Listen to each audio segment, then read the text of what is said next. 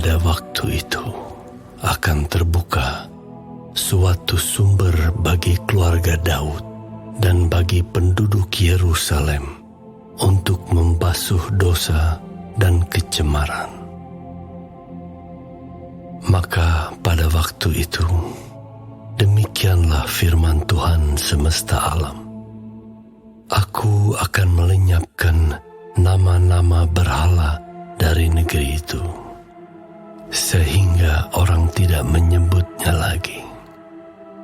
Juga para nabi dan roh najis akan kusingkirkan dari negeri itu.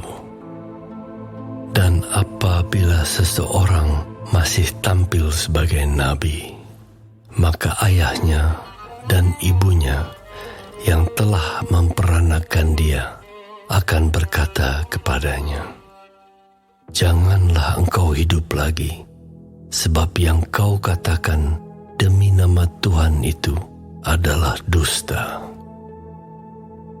Lalu ayahnya dan ibunya yang telah memperanakan dia akan menikam dia pada waktu ia bernubuat.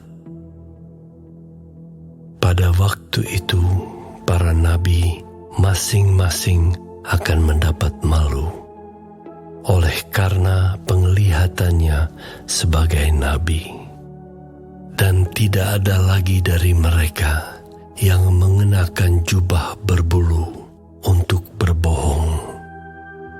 Tetapi masing-masing akan berkata, "Aku ini bukan seorang nabi, melainkan seorang pengusaha tanah, sebab tanah adalah harta kepunyaanku sejak kecil." Dan apabila ada orang bertanya kepadanya, "Bekas luka apakah yang ada pada badanmu ini?" Lalu ia akan menjawab, "Itulah luka yang kudapat di rumah sahabat-sahabatku." Hai pedang, bangkitlah terhadap gembalaku, terhadap orang yang paling karib kepadaku. Demikianlah firman Tuhan semesta alam.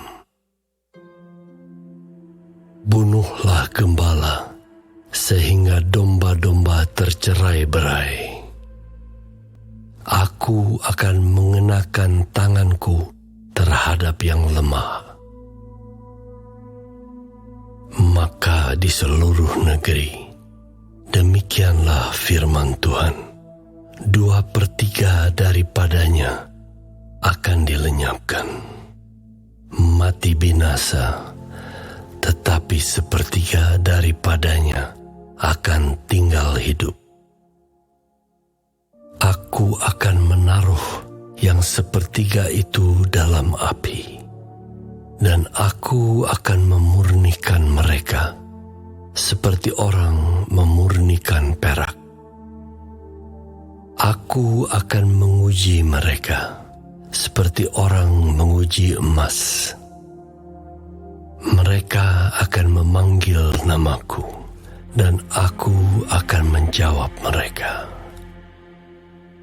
Aku akan berkata, "Mereka adalah umatku," dan mereka akan menjawab, "Tuhan adalah